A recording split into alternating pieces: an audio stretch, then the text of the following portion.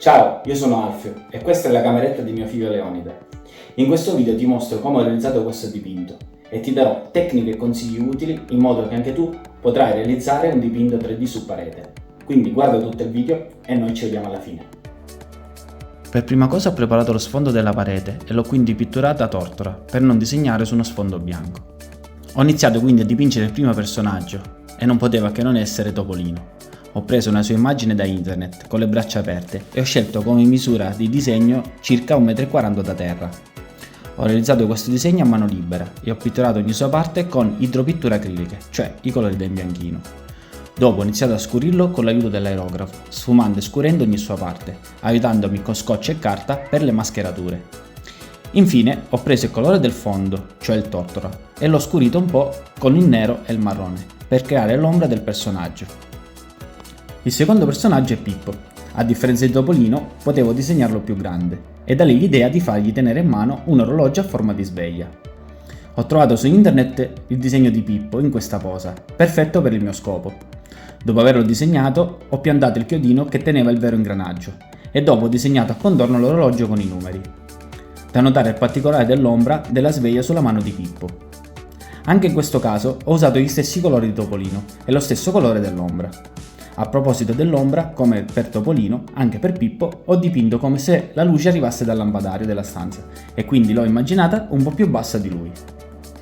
Il terzo personaggio è Paperino, il quale volevo fargli tenere in mano un metro, che partisse da terra, abbastanza largo da poter scrivere la data di ogni volta che misurerò il mio bambino, in modo da rimanere ben impresso sul muro. Per Paperino però non ho trovato un'immagine col braccio in aria, allora ne ho presa una normale e ho modificato il suo braccio sinistro alzandolo e disegnandolo con il metro. Come per gli altri due personaggi, anche per Paperino ho usato gli stessi colori e la stessa tecnica. Ho contornato tutto con un iposca nero. Adesso la parte bassa del disegno è conclusa. Nella parte alta del disegno volevo inserire il nome del mio bambino, con la scritta Disney. E l'idea è stata quella di appenderla ad un albero e disegnare i tre nipoti di Paperino, qui, qua e qua, in maniera da interagire con la scena. Ho scelto quindi di dipingere qui non tutto rosso, ma con la maglia del Milan da buon tifoso. Qua invece l'ho dipinto con un pennello in mano, come se avesse finito di scrivere il nome Leonida sul legno. Qua invece l'ho fatto volare con dei palloncini, che ho dipinto con due colori che non sono presenti sul disegno, in modo da far venire il dipinto bello colorato. Anche in questo caso ho usato idropitture, aerografo e un'iposca e come puoi ben vedere ho usato la stessa tecnica. Però guardando il disegno mancava un personaggio base e visto che non c'era più spazio ho deciso di dipingere sotto la finestra in modo da continuare il disegno nelle altre pareti Pluto. Qui però, dopo aver fatto le mani di sfondo, ho dato l'aerografo senza mascherature per poi cancellare gli sbavi con il bianco del muro. Questa è un'altra tecnica più veloce in modo da non far mascherature. Ed eccolo qui.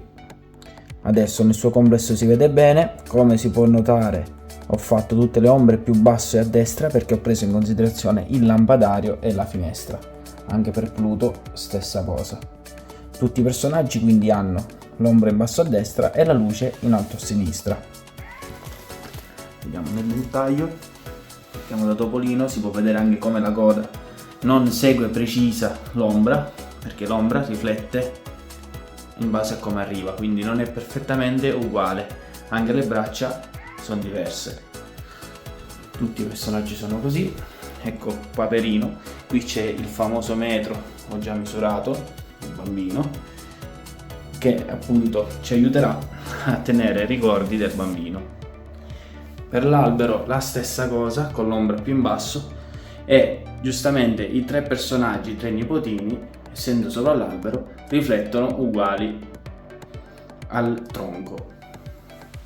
Ho fatto l'ombra anche del verde e anche nell'ombra ho cercato di ricopiare le foglie. Nella scritta ho lasciato gli stessi buchi che ci sono anche nell'ombra, anch'essa in basso a destra, quindi idem anche questo personaggio.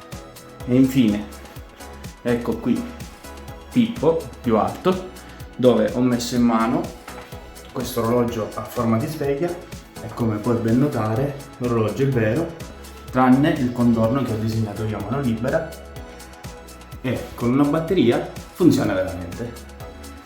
Eccolo qui.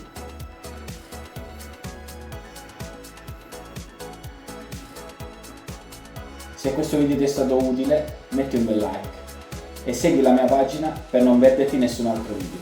Ciao, alla prossima!